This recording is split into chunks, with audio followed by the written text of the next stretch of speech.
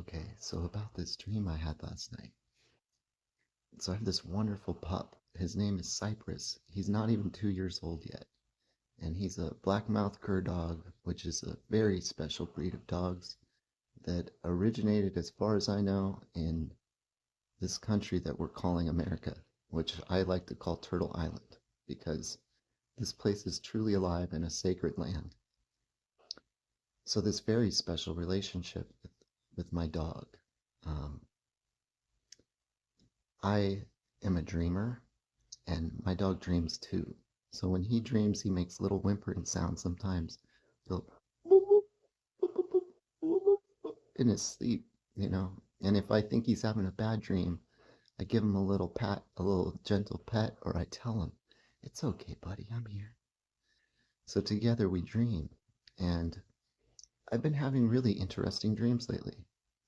There was a time where I had recurring dreams of things like the pools with the alligators and the sharks, or many, many dreams about the ocean.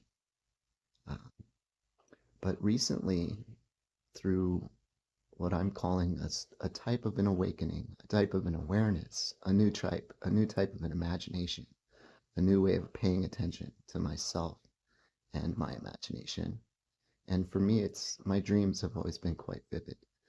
But as I'm describing this to you, the thing that has really changed about my dreams is that I'm not seeing so many places. I'm not seeing my old kind of hideout. I had a hideout in my dreams. I had like a hideout in the city of San Francisco in my dreams. And it was in this like big industrial building where there was like a gateway, a stairway, and a doorway, and a hallway, and a way out of the industry into a secret part of the building, which the workers and everybody was never aware of. So if I ever needed to run away in my dreams, because, I was getting chased by cops in my dreams, is that I would get away and find sanctuary in this secret place that I had in my dreams. And one day a witch moved in and she put all her clothes and everything in my hideout, which was just so funny to me because it was just like a moment where I realized that that space was no longer mine. And that was okay. It wasn't my space anyways. It was just like a public domain, a place where I could hide out. Well, the witch took over, she put all her clothes in there, which was fine, which is fine. And I don't dream of these places anymore. Now I see like shapes. I see patterns like yantras in my dreams very vividly. Light, lines, curves, colors, shapes. Then I start receiving more like messages, what we would think of in the word, and for me, I'm speaking English right now. English is a tricky language because I don't consider myself speaking English. I grew up in America, I grew up in California. So I kind of speak my own, what would you call it? Like uh, it's a vernacular, but it's more than that. It's just a new language, okay? It's a new language and a new way of speaking. That's what I do. So, anyways, I start receiving these messages in my dreams that are much more like words. And, whoa, I didn't do that on purpose. The, there we go, that's better. My cameraman, he's on his own. So, let's get back to this dream that I had last night. That's what I want to talk to you about. So, my dog Cypress, me, my partner, we're sleeping, and I get these dreams like in the middle of the night. And I felt like this one was a collective dream that I was having from my dear pup, Cypress. And what I was told through, I think, his dream to mine was that all dogs have a bark and all dogs have a heart. And if our heart tells us to bark, we need to listen. So I'm really working towards sending very much peace, love, positivity, compassion into the world, but I'm also protecting my space. And my instincts are guiding me. I'm working on not being afraid of things that are not here to be feared. And I teach and train my dog that too. When he's real barky and very defensive, I tell him it's okay. I tell him we don't need to bark at our neighbors. We don't need to bark at people walking by and their dogs. I tell him this. But there's other times where there's different types of energies that come around. And it's to a point where I can't really tell him nothing because he has a reason why he's upset, and I have to allow that. There was one particular occasion where a delivery man had walked up the driveway, and a shift occurred. Something happened between this man and my dog just just decided to do a vulgar display of power towards this man. And I mean, this guy's lucky that my dog didn't break through the window because he was very upset. And I was worked up like, "Oh my gosh, buddy, calm down. This is just the delivery man." But what I wasn't aware of is what did that delivery man do? Because my dog's cool and he'll bark when you walk up. But this was something else. This was something much more along the lines of aggression.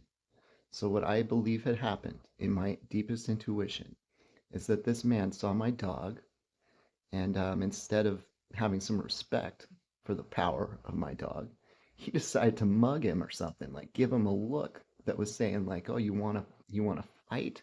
Like a real fighting look, not like playing, like a mean look, a dominant look. And it was misguided because that guy did not want to see my dog, not outside the gates. So I think a lot of times people get brave when they see a fence around or they think they're protected from something. You need to be careful, man. Don't throw rocks inside a glass house. My dog could break through a window easily. So please be cool and be kind. And if your job is to deliver packages, the last thing you need to be doing is, showing signs of aggression coming up towards my door. I appreciate delivery people. I believe that he probably had a valid reason to be upset. And I don't blame this man. I'm just simply the observer observing the encounter. And what I learned from my pup in our dream last night is to listen to your intuition. And I believe that our dogs play a very special role in guiding us through the underworld, which to me has a lot to do with those dream times and spaces. So to have such a wonderful companion sleeping near me at night, dreaming together, protecting each other's space as true guardians, not with some kind of worked up, hyped up aggression. We teach each other love and compassion. That's the training. That's the training I do with my dog. I think he would make a very wonderful search and rescue dog.